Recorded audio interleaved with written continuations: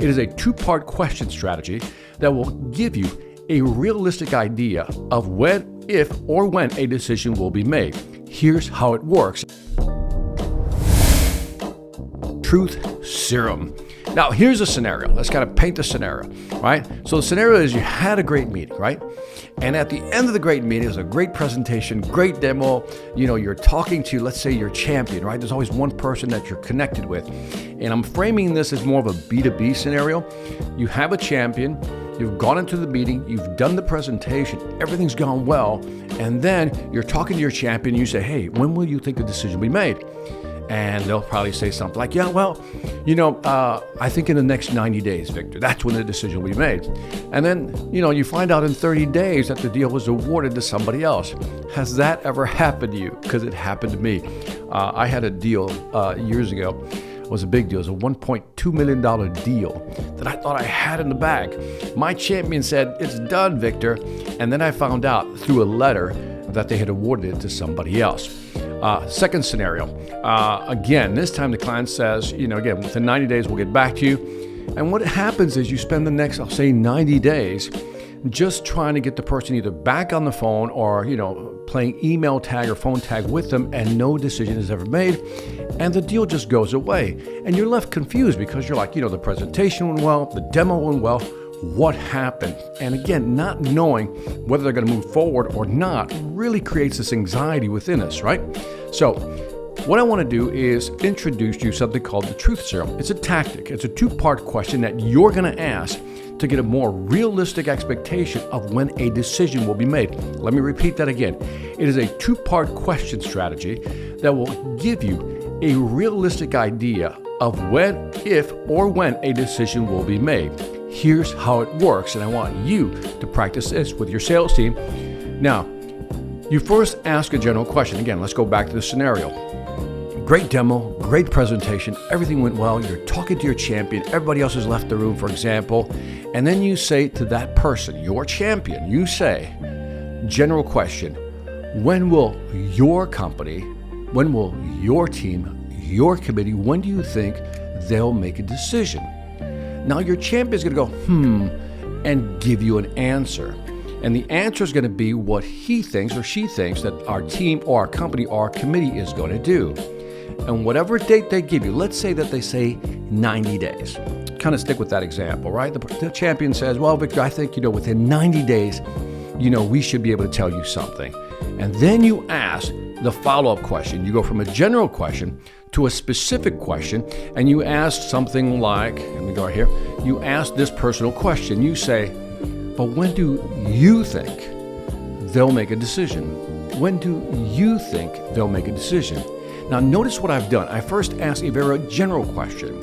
When do you think your company, your team, your committee will make a decision? The person says, I think like in 90 days you should know. And then I say personal question, ask personal questions. When do you personally think they'll make a decision? Now, what tends to happen is that you're going to get a more specific / earnest answer. Why? Because when you ask the first question, the general question, the person you're asking it to doesn't have any accountability because it's their company, their team, their committee. And as soon as I ask a specific question, but when do you personally think they'll make a decision? Now the person has to take personal ownership, if not accountability, for the decision that they'll give you, which means you'll always get a more accurate decision, date frame or time frame, when you ask the more personal question. So always tee it up that way. Ask a general question first. When do you think they'll make a decision? 90 days. But when do you personally think? And the person might say, well, between you and me, I think it's going to be decided over the next 30 days. But I'm just going to say 90 days because I can't control the committee. But me personally, I think we're going to decide within 30 days. Or it could be quite the opposite. First they say 90 days, the general question, then it goes, Victor, realistically, given all the priorities you have, I don't think we're going to make a decision this quarter. I think this is going to be in the second quarter. In other words, in let's say 180 days. Now at least you have a realistic expectation of when that decision will be made. So if they never get back to you or don't return your calls, it's because they haven't made a decision. So again, walking out of that meeting, what you want is a realistic assessment of a date, a time frame when a decision will be made. Now, as a side note, you could use this in a B2C scenario. Let's say you're selling, residential windows, right? You can ask, and let's say you're supposed to meet with a couple, but only one person shows up, right? So again, you're talking to, let's say, the wife, right? The wife says, I need to talk to my husband.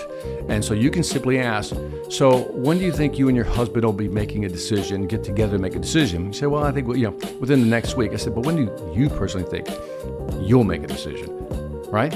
If you know that is the person who really makes the decision. Now, let's go back to a B2B example, and let's do a small exercise, because I want you to see how this works. And again, the big why the truth serum works, as a reminder, is that when you ask a general question, the person doesn't take any personal accountability or responsibility for that first answer. But as soon as you say, what do you personally think? All of a sudden, they have to take personal ownership of whatever information they give you, which is what makes this strategy very powerful. Now, here's a simple exercise. So let's say, for example, someone says, let me think about it, right? We need to think about it. We as a team need to think about it. So what do you say? You're talking to your champion, and how would you address it? How would you do it? Based on what I've shown you, how would you structure that questioning strategy?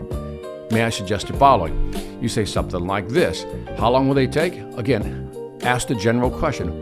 Well, how long, the person says, we're going to need to think about it. And you're going to say, well, how long do you think they'll need to make a decision? Again, they, right? The team, the company, the committee, right? That's the general question. And then you ask the specific question. Well, how long do you personally think it will take them to make a decision? And you'll always get a more accurate date or time frame when that person responds. Try this. It works in general with anything, even in personal interactions. You can use this. When do you think you guys will be able to get around to, let's say, landscaping our backyard? Give you an idea, right? The person says, I think in a month. I said, when do you personally think it'll happen? He says, well, realistically, fill in the blank, that's when it's going to happen. So again, general strategy, then get very specific. Make it general, then make it personal, and you'll always get a more accurate decision.